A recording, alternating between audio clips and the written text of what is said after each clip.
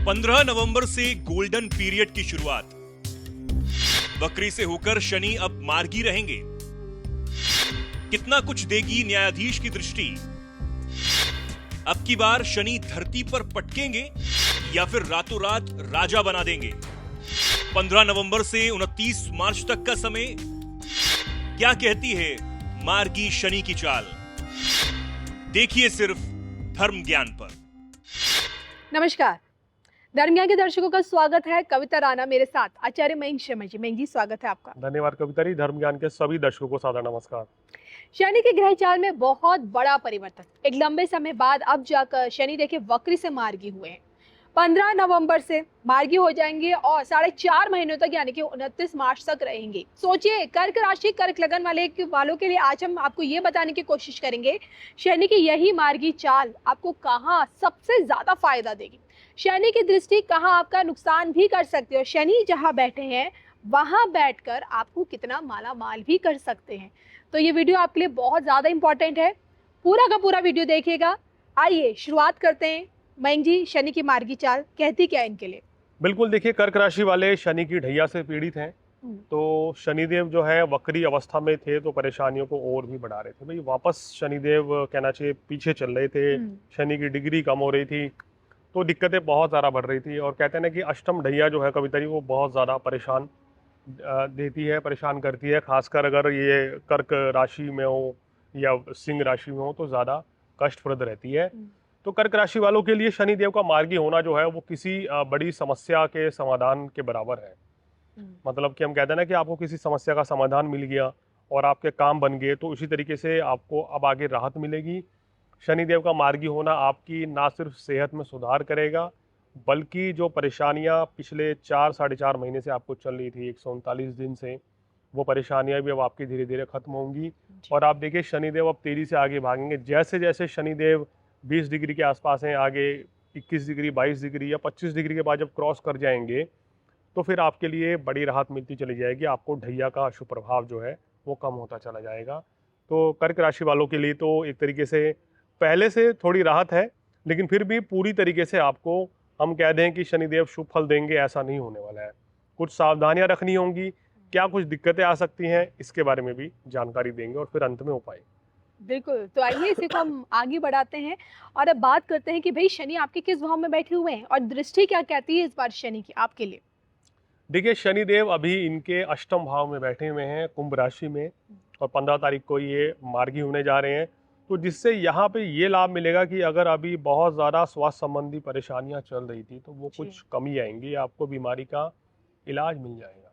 कई बार क्या होता है ना कभी तरी बीमारी तो इंसान को पता ही नहीं है दिक्कत एक्चुअल क्या है, वो दवाई खा रहा है, डॉक्टर बदल रहा है, लेकिन एक समय के बाद आता है कि आपको एक अच्छा डॉक्टर मिलता है या वो जो आपकी जो बीमारी है वो डायग्नोस हो जाती है और आपको पता चलता है कि ये मुझे समस्या थी, तो अब उसका ट्रीटमेंट अब शुरू होगा।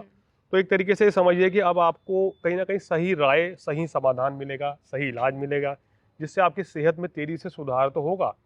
लेकिन लगन में मंगल नीच के हैं और मंगल की दृष्टि अष्टम भाव पर है, तो यहाँ आपको थोड़ा सा 2-3 चीज़ों का ध्यान भी रखना पड़ेगा कि किसी नई बीमारी का आगमन भी हो सकता है, लेकिन वो बीमारी लंबी नहीं होगी, तो बहुत बड़ी परेशानी नहीं है। लेकिन फिर भी आपको ध्यान रखना है किस चीज़ का, खाने पीने का ध्यान रखना है। सबसे पहले तो दिनचर्या आपकी प्रभावित ना हो, खान पान में सुबह शाम जब भी आपका रूटीन हो वो खराब ना हो, और आपको वाहन थोड़ा संभल के चलाना है जी। पेट के रोग परेशान कर सकते हैं, एसिडिटी परेशान कर सकती है, या जोड़ों में दर्द की शिकायत रह सकती है। तो इस तरह की दिक्कतें आपको रह सकती हैं। लेकिन हाँ, एक अच्छा संकेत ये है कि शनि देव के द्वारा अब कोई बड़ा कष्ट, बीमारी या कोई बड़ी बीमारी होना, उस तरह की दिक्कत अब आपको नहीं रहेगी। तो अष्टम भाव में शनि का मार्गी होने से ये पहला लाभ मिलेगा। दूसरा लाभ ये मिलेगा कि आपको विदेशों से फायदा जरूर मिलेगा यहाँ पर। बिल्कुल, तो आइए अब बात कर लेते हैं कि शनि की 3 दृष्टि होती है। तीसरी दृष्टि हो गई, सप्तम दृष्टि हो गई, दशम दृष्टि हो गई, और इन तीनों ही दृष्टि से आपको वो फायदा भी कितना दे रहे और कहाँ कहाँ नुकसान भी पहुंचा रहे हैं, बताएं मयंक जी। देखिए, शनि देव की तीसरी दृष्टि ने तो बहुत परेशानी पैदा कर दी थी कर्क राशि वालों के लिए। जैसे कहते हैं ना कभी तो एकदम ग्रहण लग जाता है। अब कहते हैं ना शनि की दृष्टि अगर कार्यस्थल पर पड़ रही हो, वो भी नीच दृष्टि, तो चलता चलता काम बंद हो जाता है, हम कहते हैं ना, जैसे आपके काम को नज़र लग गई है, किसी ने कुछ आपके काम को बांध दिया है या कुछ ऐसी चीज़ें हो गई हैं, तो एकदम से चलता काम जो है बैठ जाता है।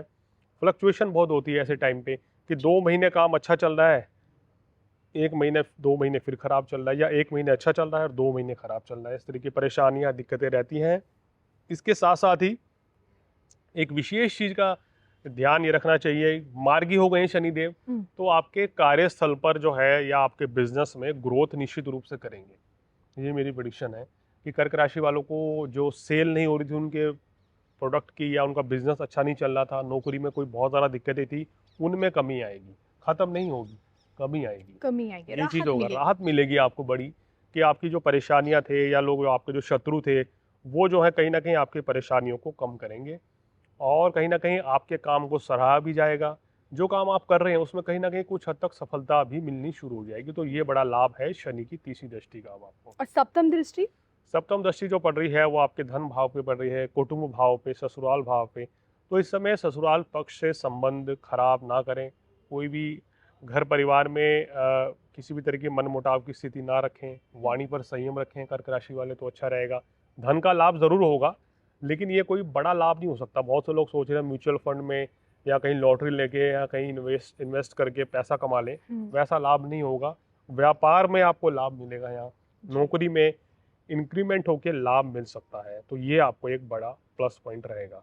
और इसी कड़ी में दशम दृष्टि संतान भाव पर पड़ रही है, तो संतान की तरक्की होगी, संतान की सेहत में सुधार होगा जी। और संतान की तरफ से कोई शुभ समाचार की प्राप्ति होगी। छात्रों के लिए समय अच्छा है। विदेश जाने के लिए शनि अष्टम भाव में मार्गी, यानी कि अब आपका रास्ता खुला है विदेश जाने का, तो विदेश जाकर नौकरी करना, पढ़ना, ये सब चीज़ें हो सकती हैं, तो ये लाभ आपको मिलेंगे। चलिए मेघ जी, देखिए यहाँ तो आपने शनि की तीनों दृष्टि, खासकर कर्क राशि, कर्क लगन वाले लोगों को इस बार इन 4.5 महीनों में क्या कुछ दे रही है वो तो आपने बता दिया। जाते जाते इन 4.5 महीनों में क्या इन्हें गांठ बांध लेना चाहिए, कि उपाय क्या करने हैं? देखिए, सबसे पहले तो ये नियम मान लीजिए, अभी शनि मार्गी जरूर हो गए हैं, तो अभी बहुत ज़्यादा एक्साइटेड होने की ज़रूरत नहीं है। हाँ, परेशानियाँ निश्चित रूप से 50% से ज़्यादा कम होती हैं जी। आपको बड़ी राहत है, लाभ भी मिलेगा। एक तो किसी को पैसा उधार ना दें, और दूसरा इस समय सेहत का अभी भी ध्यान रखें, क्योंकि मंगल की दृष्टि शनि के ऊपर है। वाहन संभल के चलाएं, और इसके साथ साथ ही नए काम की शुरुआत जो है अभी मत करें इन 4.5 महीनों, भले ही गुरु आपके लाभ स्थान में हो, क्योंकि इस समय जाते जाते शनिदेव नए काम की शुरुआत करके लाखों रुपए या करोड़ों रुपए की इन्वेस्टमेंट करेंगे, तो वो उतना लाभप्रद साबित नहीं होगी। वो डील जो है खटाई में पड़ सकती है, वो डील रद्द हो सकती है, या उसमें नुकसान हो सकता है। तो मेरा मानना है कि जो काम कर रहे हैं उसी को ही चलाए रखें, तो ही लाभ है। उपाय के तौर पे शनिदेव के बीज मंत्र का जाप करें, ओम शनि शनेश्वराय नमः, हनुमान चालीसा पढ़ना आपके लिए लाभप्रद रहेगा।